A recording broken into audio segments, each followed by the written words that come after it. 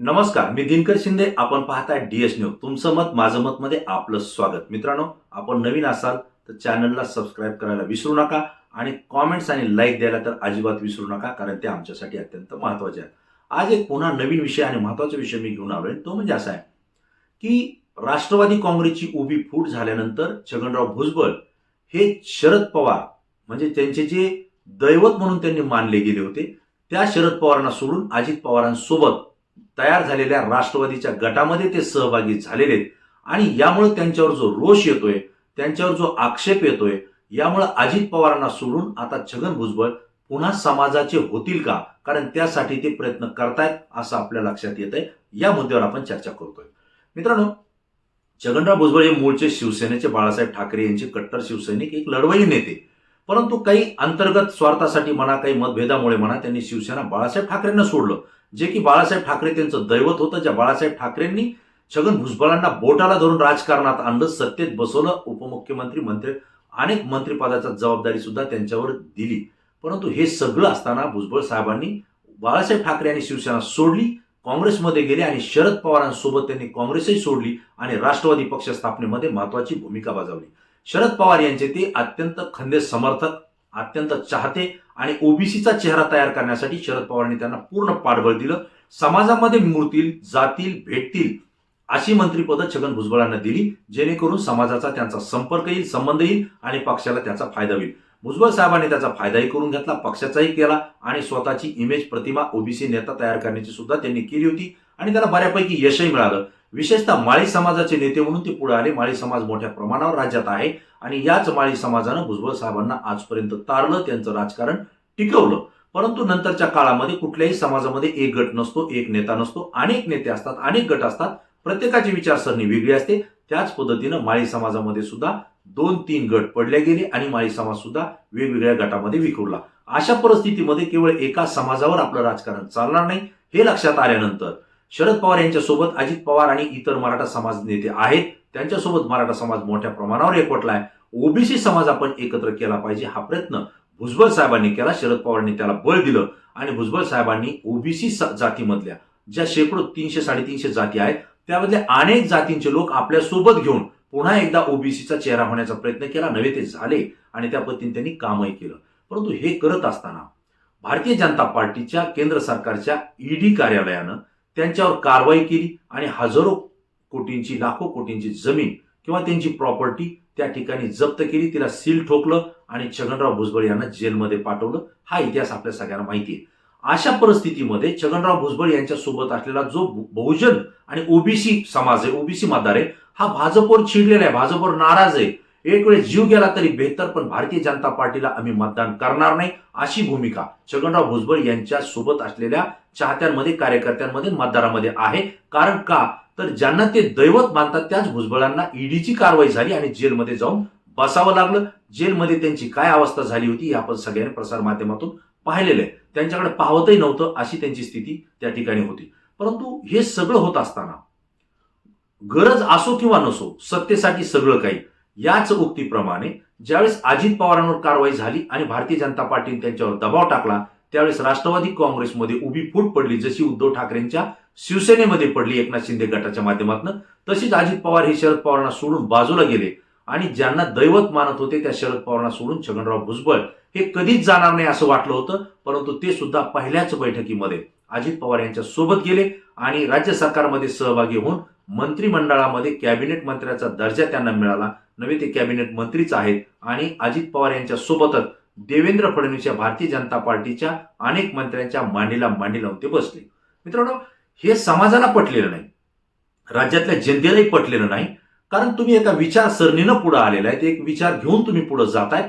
संघाचे विचार वेगळे, आरएसएस भारतीय जनता पार्टीचे विचार वेगळे, सनातनी विचार वेगळे आणि त्याच्या विरोधात प्रचार करून तुम्ही राजकारणात आजपर्यंत टिकलाय. समाज तुमच्या पाठीशी आहे आणि तुम्ही त्यांना सोडून आरएसएस आणि भारतीय जनता पार्टीच्या विचारसरणी सोबत सत्तेत जाऊन बसलाय. हे समाजाला पटलेलं नाही. यामुळे छगनराव भुजबळ यांची इमेज डॅमेज झाली. परंतु ही डॅमेज झालीच, त्यासोबत शरद पवारांना तुम्ही सोडलं. शरद पवारांनी तुम्हाला सगळं काही दिलं, बळ दिलं, ताकद दिली, सन्मान दिला. जेलमधून तुम्ही आल्यानंतर सुद्धा तुम्हाला पुन्हा मंत्री केलं आणि तुम्हाला सन्मानानं त्या ठिकाणी जगण्याचा अधिकार आणि समाजामध्ये फिरण्याचा एक अधिकार तुम्हाला शरद पवारांनी त्या ठिकाणी निर्माण करून दिला. त्यांनाही तुम्ही सोडलं. हाही समाज मोठा नाराज भुजबळ साहेबांवर आहे. आणि मग शरद पवारांना सोडल्यामुळे जो झालेला नाराज गट आहे तो वेगळा, RSS आणि भाजप सोबत गेल्यामुळं स्वतःच्या हक्काचा मतदार आणि कार्यकर्ता तोही नाराज झाला, तेही वेगळं. आणि आपली प्रतिमा त्या ठिकाणी दबल्या गेली हेही भुजबळ साहेबांच्या लक्षात आलं. आणि आपण आपली कारवाई वाचवण्यासाठी जेलमध्ये जायचं हे टाळण्यासाठी भाजप सोबत गेलोय हे जनतेमध्ये जो संदेश गेलाय, इथं छगनराव भुजबळ यांची प्रतिमा जी की त्यांचं राजकीय अस्तित्व याला धक्का पोहोचला आणि ते ज्या उंचीवर आहे त्या ते खाली आलं. या स्थितीमध्ये त्यांना आणखीन एक संधी मिळाली स्वतःची इमेज आणि राजकीय प्रतिमा उंचावण्याची. ती म्हणजे मनोज जरांगे पाटील यांनी मराठा समाजात ज्यावेळेस आरक्षणाचा लढा उभारला, या लढ्यासोबत मराठा समाज एकवटला. संपूर्ण राज्यामध्ये 4 महिन्यापासून फक्त मनोज जरांगे आणि मराठा आरक्षण एवढाच विषय होतोय. अशा स्थितीमध्ये जो ओबीसी समाज किंवा मराठा समाजाला सोडून इतर समाज आहे, हा समाज शांत आहे, त्यांना काही घेणं देणं नव्हतं. परंतु भुजबळ साहेबांनी आपला मराठा समाजाला जर आरक्षण दिलं तर आपल्या ओबीसीवर अन्याय होतोय, आपला कोटा त्यांना जाईल आणि मग परिणामी आपले मुलं उघड्यावर पडतील, आपल्याला नोकरी शिक्षण मिळणार नाही, राजकीय अस्तित्व धोक्यात येईल, अशी आवय उठवली. आणि पुन्हा एकदा ओबीसीचं नेतृत्व पुन्हा एकत्र आणण्याचा, ओबीसी समाजाला एकत्र आणण्याचा, नेतृत्व स्वतःचं उभा करण्याचा प्रयत्न त्यांनी तो केला आणि बऱ्यापैकी त्यांना यशही त्या ठिकाणी मिळालं. कारण लाखोचा समाज आहे ओबीसी सुद्धा, तो छगन भुजबळांच्या पाठीशी एकवटला. 1-2 सभा त्यांच्या विराट झाल्या, नंतरच्या 2 सभेला मात्र मतदारांनी पाठ फिरवली, हा विषय वेगळा. परंतु छगनराव भुजबळ या ओबीसीचा चेहरा त्या ठिकाणी होत आहेत आणि ओबीसीच्या पद्धतीनं ते या पुढच्या काळामध्ये आपल्याला लढा द्यायचा आहे हे त्या ठिकाणी त्यांनी ठरवलंय. परंतु याला भारतीय जनता पार्टीचे देवेंद्र फडणवीस यांनी प्रचंड बळ दिलेलं आपल्याला दिसतंय. भाजपनं सुद्धा त्यांना बळ दिलेलं दिसतंय. कारण राज्य सरकारच्या आणि मुख्यमंत्री उपमुख्यमंत्र्यांच्या विरोधात छगनराव भुजबळ हे मंत्री असताना, राज्य सरकारचे प्रतिनिधी असताना थेट बोलतायत, टोकाची टीका ते करतायत. परंतु तरी सुद्धा त्यांना रोखल्या जात नाही. ते 2 समाजामध्ये तेढ निर्माण करण्याचं वक्तव्य करतायत, तरीही त्यांच्यावर कुठली पोलीस कारवाई होत नाही. कारण गृहमंत्रीच देवेंद्र फडणवीस आहेत. म्हणजेच एक प्रकारे छगन भुजबळांचं बहुजन नेतृत्व हे ताकदीनं बनवण्याचा प्रयत्न हा भारतीय जनता पार्टी त्यांना पाठबळ देऊन करतायत. वास्तविक पाहता भुजबळ साहेब आता अजित पवारांना ओव्हरटेक करून पुढे गेलेत. अजित पवारांचं ते ऐकतायत असं दिसत नाही.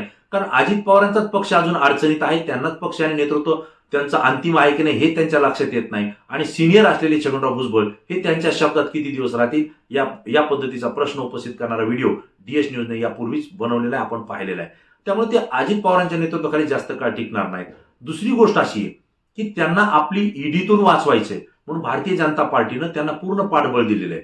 कारण भारतीय जनता पार्टीच्या ईडी कार्यालयानं छगनराव भुजबळ यांच्यावर आरोप केले, त्यांना जेलमध्ये पाठवलं, त्यांची लाखो हजारो करोडोंची प्रॉपर्टी त्या ठिकाणी सील ठोकण्यात आलं. हे सगळं भारतीय जनता पार्टीने केलं. मात्र भाजपचा राग जनतेच्या मनातला आणि भुजबळ साहेबांच्या चाहत्यांच्या मनातला कमी करण्यासाठी भाजपनं आता पुन्हा एक नवी खेळी केली आहे की त्यांना ओबीसीचा चेहरा करायचाय आणि त्यासोबत त्यांच्यावर असलेली ईडीची कारवाई मागे घ्यायची आहे. म्हणजे त्यांच्यासोबतच्या समाजाला किंवा मतदाराला असं वाटेल की भाजपनं भुजबळ साहेबांना मोठं केलं, भाजपनं भुजबळ साहेबांना केसमधून सोडलं किंवा त्यांना सुटका केली. आणि म्हणूनच ईडीनं कोर्टामध्ये सांगितलं की भुजबळ साहेबांच्या विरोधात कशा संदर्भात काय कारवाई आहे हे आम्हाला काही आठवत नाही आणि त्यांच्याविषयीची कागद सापडत नाही आणि त्यामुळे त्यांच्याविषयी चाललेलं जे प्रकरण आहे ते आम्ही माघार घेत आहोत, ही ईडी सांगतंय. म्हणजे ज्या ईडीनं सगळ्या देशामध्ये राजकारण पेटवलंय, सत्तांतर घडवायचं काम केलंय आणि ती ईडी अशा पद्धतीनं बोलते, हे कुणालाही लहान्या मुलाला सुद्धा पटणार नाही. परंतु केवळ भुजबळ साहेबांना वाचवायचंय आणि ओबीसीचा नेता बाहेर काढून भाजपला त्यांची मदत घ्यायची आहे आणि म्हणून हे सगळं कारस्थान होतंय. आता भुजबळ साहेब केसमधून बाहेर निघालेत, परंतु त्यांचे पुतणे असलेले समीर भुजबळ हे आजही अडकलेले आहेत. कारण ती भारतीय जनता पार्टी आहे, तो संघ परिवाराच्या विचारसरणीत राहिलेला आहे. एवढ्या लवकर भुजबळांना मोकळं सोडणार नाही. आता भारतीय जनता पार्टीचं मत कदाचित भुजबळ साहेबांकडे असं असेल की आता आम्ही तुम्हाला सभा घ्यायला संधी दिली, तुम्हाला एबीसीचा चेहरा उभा करण्यासाठी सुद्धा आम्ही बळ देतोय आणि दुसरी गोष्ट तुमच्याविषयीची केस आम्ही माघार घेतली, आता तुम्ही भाजपला फायदा होईल असं काम केलं पाहिजे. जर तुम्ही तसं काम केलं, जर भाजपला त्याचा राज्यामध्ये फायदा झाला, देशामध्ये फायदा झाला, तर आमचं सरकार येणारच आहे आणि जर ते आलं तर आम्ही तुम्हाला पुन्हा तुमच्या पुतण्यांना आणि तुम्हाला ईडीतून पूर्ण मुक्त करू, तुमची जी काही सील ठोकलेली प्रॉपर्टी ती सुद्धा आम्ही मोकळी करू, असं कदाचित भाजपनं छगनराव भुजबळ यांना सांगितलं असावं. आणि म्हणूनच छगनराव भुजबळ हे अजित पवारांऐवजी देवेंद्र फडणवीस आणि भाजपच्या जवळ जाताना आपल्याला पाहायला मिळतात, कारण त्यांची वक्तव्य भाजपला कसा फायदा होईल अशा पद्धतीचे येताना या ठिकाणी दिसत आहेत. आणि देवेंद्र फडणवीस यांच्याकडून सुद्धा स्टेटमेंट येत आहे की मराठा समाजाला आम्ही आरक्षण देऊ, परंतु ओबीसीच्या आणि इतर समाजाच्या आरक्षणाला धक्का न लावता देऊ, असं सातत्यानं ते बोलतायत. आणि त्यांनी सुद्धा आपली प्रतिमा, आपली राजकीय इमेज ही मराठा समाजाच्या विरोधात मी आहे, ओबीसीच्या बाजूने आहे असं दाखवण्याचा ते प्रयत्न करतायत. आणि त्याला बळ छगनराव भुजबळांचं मिळतंय. मित्रांनो, हे सगळं झाल्यानंतर आता छगनराव भुजबळ हे भारतीय जनता पार्टीला पोषक वातावरण कसं करतील हाही प्रश्न आहे. यामध्ये एक चर्चा येते की छगनराव भुजबळांना कारवाईमधून जर वाचवायचं असेल तर भाजपची मदत लागते. मग त्यापेक्षा भाजपमध्येच जर प्रवेश केला आणि भाजपचाच नेता म्हणून आपण जर झालो तर सगळ्याच कारवाया वाचतील आणि आपण भाजपच्या नेता म्हणून मोकळ्या पद्धतीनं मैदानामध्ये काम करू शकतो असं त्यांना वाटतं. परंतु भाजपची एक अडचण आहे. छगनराव भुजबळ ओबीसी नेते, भारतीय जनता पार्टीनं अगोदरच ओबीसी नेते अनेक तयार केलेत, कारण त्यांना त्याच्याशिवाय सत्तेत येणं सोपं नाही. मग आता भुजबळ साहेबांना जर भाजपमध्ये घेतलं तर त्यांना जी अपेक्षा आहे ती संधी भाजप देऊ शकत नाही, ही वस्तुस्थिती आहे. कारण जरी त्यांना उपमुख्यमंत्री करायचं म्हणलं तरी करता येणार नाही, मुख्यमंत्री तर ते करू शकत नाही. पक्षामध्ये अनेक नेते ज्यांनी पक्ष वाढवण्यासाठी काम केले त्यांना संधी द्यावी लागणार आहे. त्यामुळे भुजबळ साहेबांना ती संधी मिळत नाही. आणि त्यांना जर भाजपमध्ये घेतलं तर आरएसएस आणि भाजप हे प्रचंड नाराज होईल, कारण भुजबळ साहेबांनी आजपर्यंत जी प्रचार यंत्रणा राबवली ती संघाच्याच विरोधात राबवली, भाजपच्याच विरोधात त्यांनी राबवलेली आहे. आणि म्हणून तो प्रकार या ठिकाणी राजकीय विश्लेषक जरी सांगत असले की भुजबळ साहेब भाजपमध्ये जातील, मला वाटतं ते भाजपमध्ये जाणार नाहीत. परंतु भाजपला पोषक वातावरण करण्यासाठी ते वेगळा पक्ष निर्माण करू शकतात, जो ओबीसींचा पक्ष म्हणून ते स्थापना करू शकतात, जेणेकरून भाजपला आज ओबीसी समाज जो विरोधात गेलेला, जो काँग्रेस, राष्ट्रवादी काँग्रेस आणि उद्धव ठाकरे यांच्या शिवसेनेसोबत जुटलाय, मराठा समाज सुद्धा त्याच पद्धतीनं जुटलेला आहे, आता ओबीसी समाज सुद्धा तिकडंच जुटतोय. तो जर आपण या महाविकास आघाडीच्या बाजूला काढला, जरी तो भाजपमध्ये नाही येत तरी चालेल, परंतु तो जर त्यांच्यापासून बाजूला केला तर महाविकास आघाडीची ताकद त्या ठिकाणी विभागेल आणि त्याचा फायदा महायुतीला, परिणामी भारतीय जनता पार्टीला होईल, असं एक विचारसरणी भाजपमध्ये आहे. आणि त्यामुळं छगनराव भुजबळ यांनी भाजपमध्ये येण्याऐवजी, कारण ते जरी आले तर त्यांचा मतदार आपल्यासोबत येत नाही, म्हणून त्यांनी स्वतंत्र पक्ष काढावा आणि जो काँग्रेस, राष्ट्रवादी काँग्रेस आणि उद्धव ठाकरे यांच्या सोबत गेलेला ओबीसी आहे तो आपल्या बाजूला त्यांनी जास्तीत जास्त ओढण्याचा प्रयत्न करावा. कारण जर तसंच झालं तर भुजबळ साहेबांसोबत काही नेते आमदार म्हणून उभा राहतील, त्यांना कदाचित यशही मिळेल. काही मोजके जरी आले तरी भुजबळ साहेबाला त्या ठिकाणी भारतीय जनता पार्टी पडू देणार नाही, कारण ते जर त्यांना मदत करत असतील तर तेही त्यांना मदत करतील. आणि जर ते पडलेच तर पुन्हा विधान परिषदेचा मार्ग त्यांचा मोकळा. अशा पद्धतीनं छगनराव भुजबळ यांचं राजकीय अस्तित्व टिकवण्याचा सुद्धा भाजप प्रयत्न करेल. परंतु जर छगनराव भुजबळ यांनी आपला ओबीसी पक्ष स्थापन केला तर ओबीसी समाज त्यांच्या पाठीशी जाईल, महाविकास आघाडीच्या मतात विभागणी होईल आणि परिणामी भारतीय जनता पार्टीला त्या ठिकाणी यश मिळेल. ही मोठी रणनीती भाजप या राज्यामध्ये आणि देशामध्ये आखतंय, हे आपल्याला या ठिकाणी लक्षात येत आहे. परंतु मित्रांनो, असं जरी झालं तर आता नवीन पक्ष काढणं आणि एका समाजाच्या काही जाती धर्मावर तो राजकारणात टिकून ठेवणं एवढं सोपं नाहीये. कारण प्रकाशराव आंबेडकर हे गेल्या अनेक वर्षापासून वंचित बहुजन विकास आघाडीनं काम करतायत. आता त्यांना कुठं यश येतंय, कारण तरी सुद्धा ते विधानसभेपर्यंत, लोकसभेपर्यंत पोहोचले नाहीत या विकास आघाडीच्या माध्यमातून.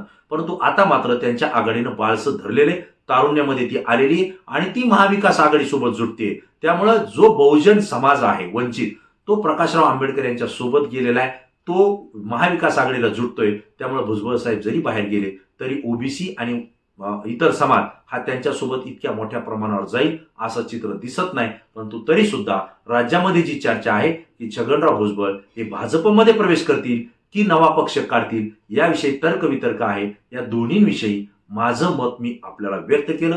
तुम्हाला काय वाटतं, तुमचंही मत तुम्ही या कमेंट्स बॉक्समध्ये आपली प्रतिक्रिया देऊन निश्चित कळवा. कारण तुमची प्रतिक्रिया ही संपूर्ण महाराष्ट्रातून आहे आणि ती आमच्यासाठी अत्यंत महत्वाची आहे. मित्रांनो, पुन्हा नवीन विषय, नवीन मुद्दा घेऊन आपल्या समोर येईल. तोपर्यंत धन्यवाद.